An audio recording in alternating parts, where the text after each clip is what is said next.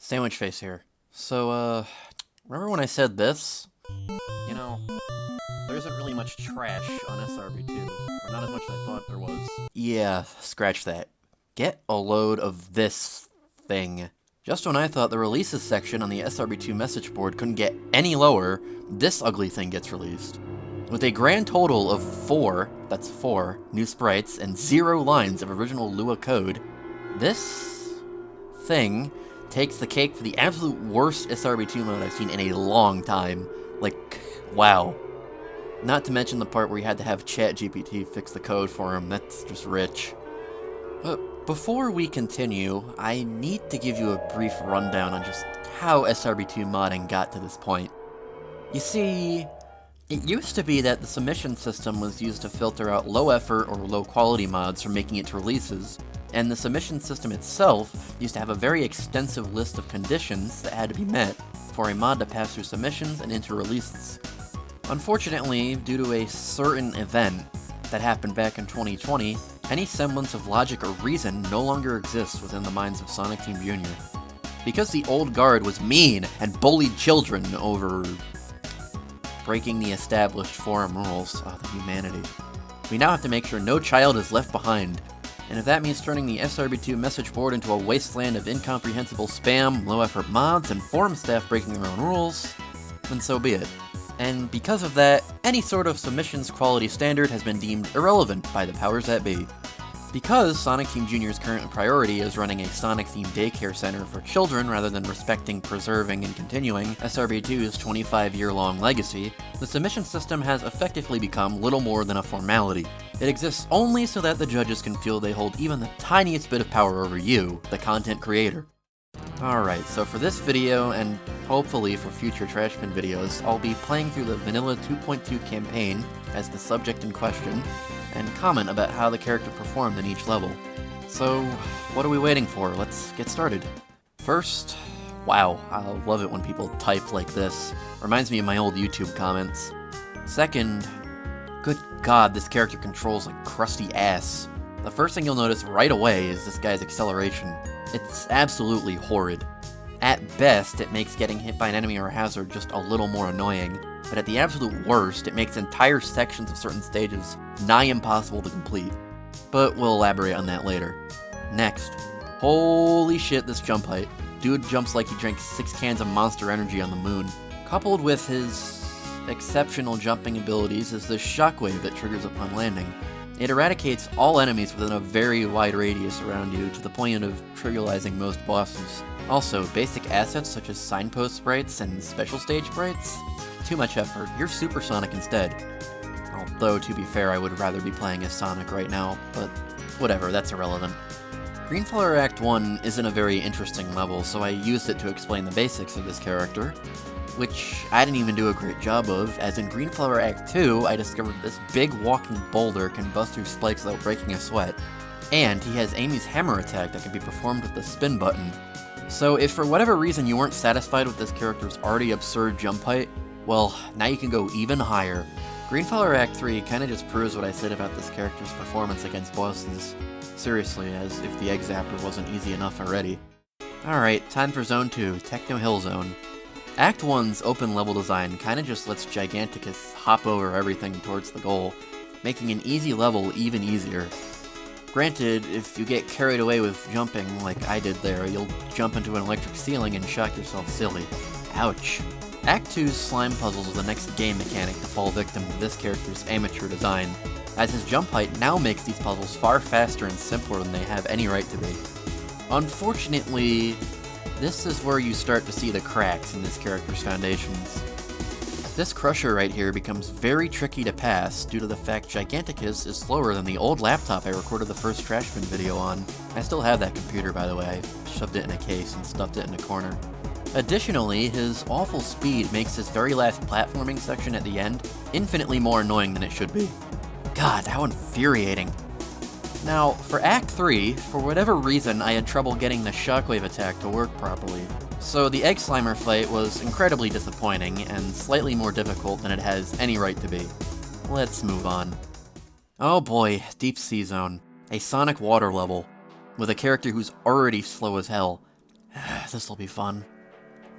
Act 1 isn't too bad, as you don't really have to interact with too much of the water in this level until the very end. But Act 2 is a totally different story. See this Crusher section right here? This section is a nightmare with Giganticus. His slow speed is at its absolute worst here, as this section is just barely possible with it. And even then, I had to take this oddly specific route to even stand a chance. Any wrong move and I got squashed like a bug. After this section, there aren't really any other major roadblocks here, so it's time for Act 3. Boss fight, this one's stupid easy. All I had to do is keep jumping and the sea egg never posed a threat. Next up is Castle Eggman Zone. Act 1 is in the same boat as Techno Hill Act 1, as just like that level, Castle Eggman Act 1 is an open level, meaning you can use your painfully overpowered jump height to skip most of this level's content. This even applies at the collapsing bridge section at the end, seeing as how Giganticus also has this incredible ability to just completely ignore spikes. Act 2 actually isn't all that interesting. Although, this level illustrates a problem I forgot to mention about Act 1. You see, Giganticus has more trouble with these spinning chains than he should. To do his horrid air control, you have to be way more precise with these jumps than you would have to be normally, making some sections, especially this one here, an annoying game of trial and error. Other than that, some of the spike ball heavy sections can be kind of annoying, I guess. Whatever, on to Act 3. Hey, guess what? For both the first and last time in this video, I have something positive to say about this character. Giganticus lets you completely cheese the fight against Egg Coliseum, making what's normally a slow and tedious boss fight a total breeze.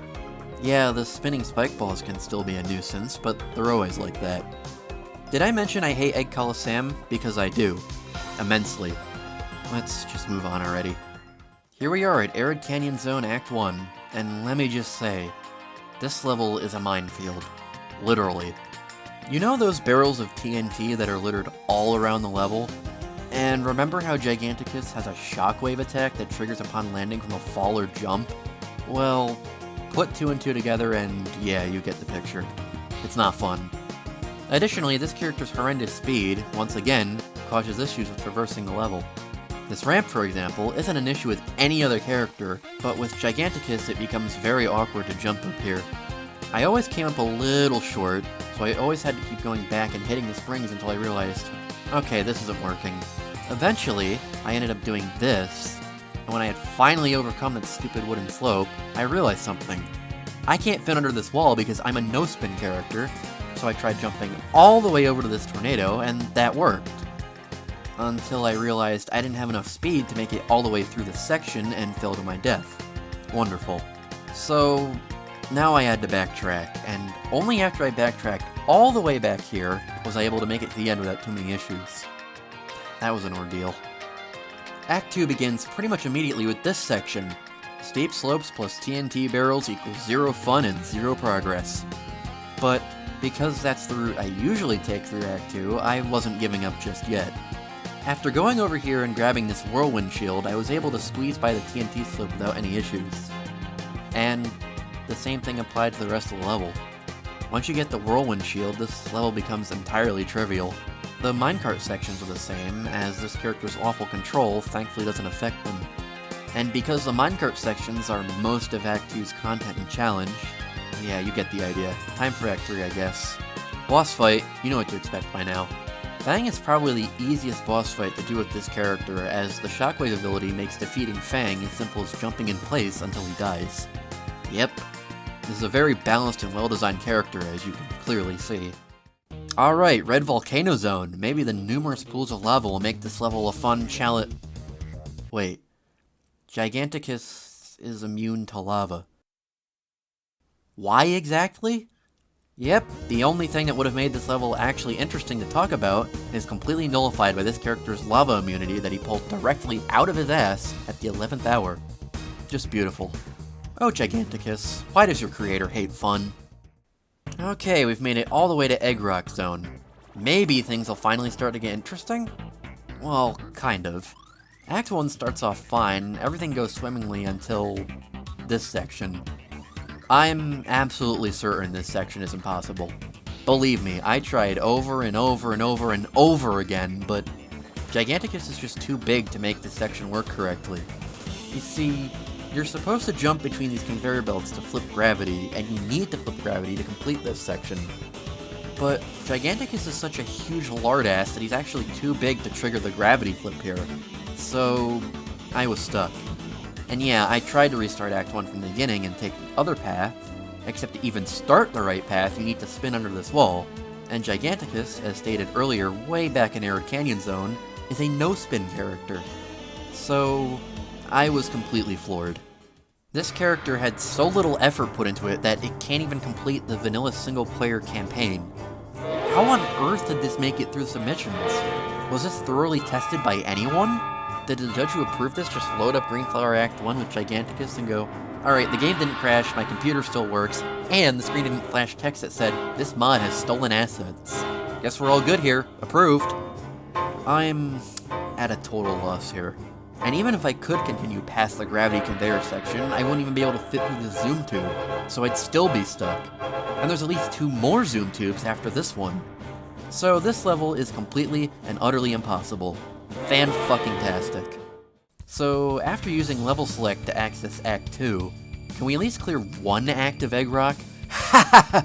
No, not even close. You can't even make it past this first outdoor room because, once again, you're such a fat fuck you can't even fit into a tiny-ass hole in the wall. Same goes for the left path, although you can get a fair bit further over there. So that makes 2 levels that are impossible to complete with this character. Thank God we're almost done here, just 3 more levels. Okay, Black Core Zone, the final stretch. I'm almost out of this personal hell, thank fucking God. So, Act 1 isn't all that interesting, surprisingly. Yeah, Giganticus is slow, but you can cut so many corners with his super jump that this race becomes way easier than it should be. Metal Sonic's boss fight, on the other hand, is easily the most annoying and tedious boss yet. Although it's a nice change of pace from Brain Dead Easy. You can't just use the shockwave attack here, oh no. You need to jump into Metal Sonic before you can use it, which is an incredibly annoying process that most of the time involves hoping you get good Metal Sonic RNG and a fuck ton of waiting.